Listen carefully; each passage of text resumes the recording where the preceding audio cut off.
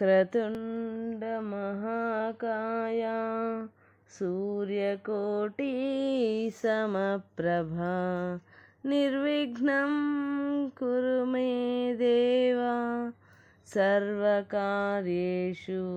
సర్వదా గురుబ్రహ్మా గురుర్విష్ణు గురుర్దేవో మహేశ్వరః గురుః సాక్షాత్ పరబ్రహ్మ తస్మై శ్రీ గురవే నమః.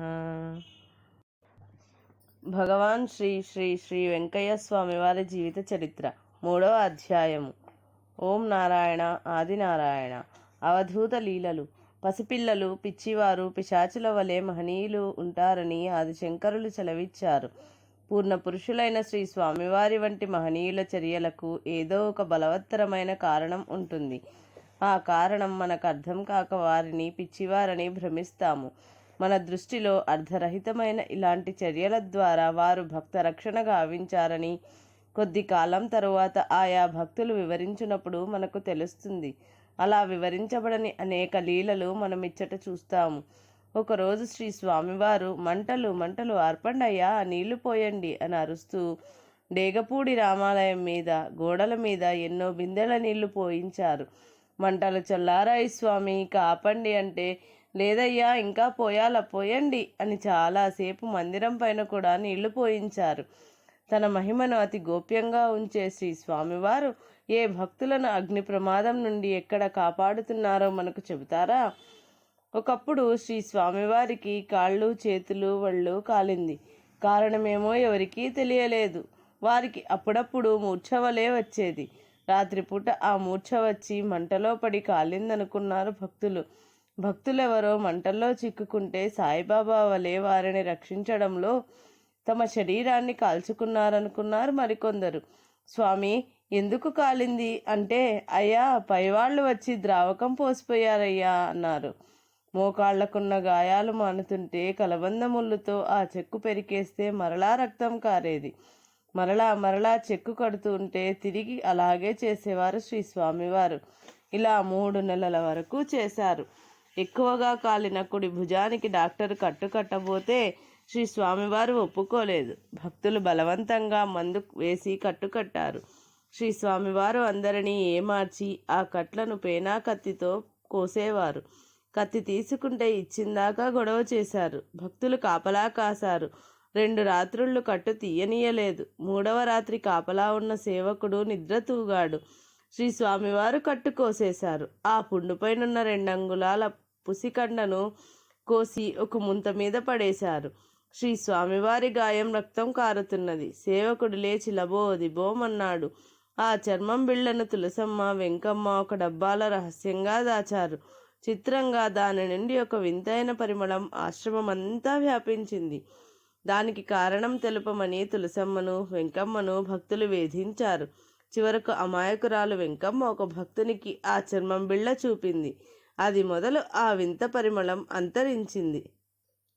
శ్రీ స్వామివారు నడిచే రోజులలో ఒక్కొక్కప్పుడు రాత్రింబవళ్ళు నిద్రాహారాలు మాని నాదం మీటుతుండేవారు. రాత్రి నిద్ర తూగితే నాగజముడు ముళ్ళుతో పైపళ్ళ చిగుళ్లలోకి కృచ్చుకొని రక్తం కారుతుంటే ముంతలోని నీళ్లు పుక్కిలించి మరలా నాదం మీటడం మొదలెట్టేవారు. ఒకప్పుడు శ్రీ స్వామివారిని సేవకులు 2 ఎడ్ల బండి మీద తీసుకుపోతున్నారు. శ్రీ స్వామివారు బండిలో పడుకున్నారు. కొంతసేపటికి ఆయన కన్నులు మూసుకుని ధ్యానస్థులైనారు.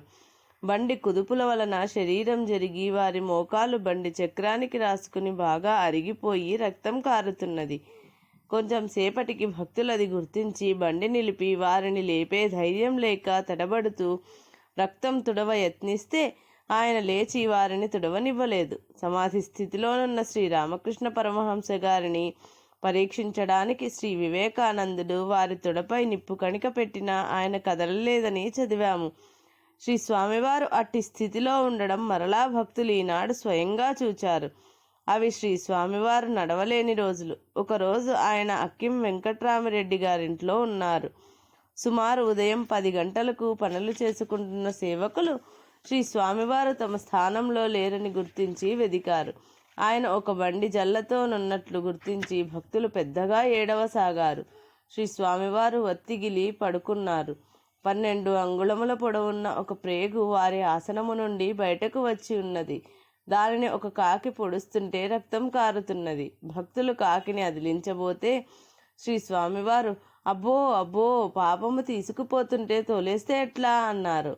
ఆ దృశ్యము చూడలేక వెంకట్రామరెడ్డి శ్రీ స్వామివారి కంటపడకుండా గాలిలో కర్రను త్రిప్పారు. కాకి వెళ్ళిపోయింది. కొంతసేపటికి ప్రేగు లోనికి పోయింది. భక్తులు ఆయనను ఎత్తుకురాబోతే ఆయన ఒప్పుకోలేదు. వారే పరిగాడుతూ వచ్చి తన స్థానంలో కూర్చున్నారు. ఎంతోమంది తన సన్నిధిలో ఉండగా ఒక్కొక్క సమయంలో ఒక్కొక్కరిని లేచి ఇంటికి వెళ్ళమని కానీ, మరొక చోట కూర్చోమని కానీ, రోడ్డు దాకా నడిచి వెళ్ళమని కానీ శ్రీ స్వామివారు ఆదేశించేవారు. ఫిబ్రవరి 1980లో శ్రీ స్వామివారు తమ భక్తులైన నారాయణదాసు ఆశ్రమంలో ఉండగా తమ సేవకులను తూర్పువైపు గుట్ట వరకు 4 పోయి రమ్మని ఆజ్ఞాపించారు. 2 వెళ్ళి వస్తే ఒప్పుకోలేదు. 4 కలిసి తూర్పు త్రోవన వెళ్ళి అదే త్రోవన వస్తుంటే ఉత్తరపు త్రోవన రమ్మను అని మరొకరితో కబురు చేశారు. దీని భావము ఎవరికీ తెలియలేదు. ఒక్కొక్కప్పుడు శ్రీ స్వామివారు తమలో తాము బ్రహ్మాండముగా నవ్వుకునేవారు. ఆ నవ్వును టేప్ చేసుకునే భాగ్యముంటే ఎలా ఉండునో. పెంచల కోనలో ఉండగా శ్రీ స్వామివారి దగ్గరికి ఎవరో వ్యాధిగ్రస్తులు వస్తే గురువయ్యను గుడ్డతో వారికి మంత్రించమన్నారు. మంత్రించగానే గురువయ్యను శ్రీ స్వామివారు మంత్రించారు. శ్రీ స్వామివారి శరీరంతో ఉండగానే పెన్నబద్వేలు దగ్గరున్న అంకాళమ్మ బోటు అనే ప్రాంతము నుండి ఒక ఆమె తన మేకపిల్ల తప్పించుకుంటే వెతుక్కుంటూ శ్రీ స్వామివారి విడిది ప్రాంతానికి వచ్చింది. ఆమెకు శ్రీ స్వామివారు నట్ట నడిగుండములో కూర్చొని కనిపించారు. ఈనాటితో శ్రీ స్వామివారి పని అయిపోయింది. ఇక శ్రీ స్వామివారిని చూడలేమని ఆమె వెళ్ళిపోయింది. తెల్లవారి ఏటికి పోయినప్పుడు శ్రీ స్వామివారు స్నానం చేసి పంచ ఆరబెట్టుకుంటూ కనిపించారట. ఈమె ఈ విషయం శ్రీ స్వామివారి శరీరంతో ఉండగానే గులగమూడి ఆశ్రమంలో అందరికీ చెప్పింది. శ్రీ స్వామివారు ఒకనాడు నాగజముడు ముళ్ళు త్రొక్కి వచ్చి తన బృందంలోని వారిని తీయమన్నారు. వారు శ్రీ స్వామివారి పాదాన్ని కుట్టి గాయం చేశారే గాని ముళ్ళు తీయలేకపోయారు. కోడూరు వెంకమ్మకు శ్రీ స్వామివారు తమ కాలిచ్చి ముళ్ళు తీయమన్నారు. ఆమె వింత చిగుళ్లలో కుడుతున్నను శ్రీ స్వామివారు అబ్బా అనైనా అనలేదు, కాలు కదల్చలేదు. చివరకు ఆమె మల్లె ముళ్ళుతో పెరిగితే 3 అంగుళాల ముళ్ళు వచ్చింది. అంత ముళ్ళుతో ఆయన ఎలా నడిచారో. ముళ్ళు తీసినందుకు గాను వెంకమ్మకు ఒక మల్లె ముళ్ళు, సూది, బ్లేడు బహూకరించారు. నెల్లూరులో ట్రాఫిక్ ఎక్కువ గనుక శ్రీ స్వామివారిని ఎప్పుడూ భక్తుల ఇంటి నుండి కానీ, దత్తాత్రేయ మందిరము నుండి కానీ బస్టాండుకు రిక్షాలో తీసుకుపోవడం అలవాటు. ఒకరోజు శ్రీ స్వామివారి సేవకులు శ్రీ స్వామివారిని ఒంటరిగా వెంకట్రావు ఇంటిలో వదిలిపెట్టి సినిమాకు వెళ్ళి వచ్చారు. తెల్లవారి బస్టాండుకు పోవడానికి రిక్షా తెస్తే శ్రీ స్వామివారు ఎక్కకుండా అంత ట్రాఫిక్లోనూ వీరి చేత డోలిలో కూర్చుని మోయించుకున్నారు. రాత్రి చెప్పకుండా సినిమాకు పోయినందుకు ఇది శిక్ష అని గుర్తించారు ఆ సేవకులు. శ్రీ స్వామివారి సేవలో వారు చెప్పినట్లుగాక మరొక విధంగా దోషంగా చేస్తే శ్రీ స్వామివారు మాత్రం మౌనంగా ఉండి ప్రధాన సేవకునికి తగిన శిక్ష అనుభవానికి వచ్చేటట్లు చేయడమే కాక ఇది ఫలానా దానికి శిక్ష అని ఆత్మలో ఎరుకపరిచేవారు. రాజపద్మాపురం వాస్తవ్యులు బిరిజేపల్లి మస్తాన్ నాయుడు గారు తాను చూచిన ఒక అసాధారణ లీలను వివరించారు. శ్రీ స్వామివారు ఒకరింటికి వెళ్ళి అమ్మా తినేందుకేమన్నా పెట్టమ్మా అని అడిగారు. ఆమె ఇంటిలో శ్రీ స్వామివారికి సమర్పించేందుకు ఏమీ లేదు. శ్రీ స్వామివారికి లేదని చెప్పడం ఎలాగా అని ఆలోచిస్తోంది. శ్రీ స్వామివారికి ఆమె బాధ తెలియకుంటే కదా. వెంటనే అమ్మా కొంచెం కారపొడి పెట్టమ్మా అన్నారు. శ్రీ స్వామివారు దాన్ని వంటకు వాడుకుంటారని తలచి ఆ ఇల్లాలకు గ్లాసు నిండా మిరప్పొడి తెచ్చి ఒక ప్లేటులో పోసి శ్రీ స్వామివారికి అందించింది.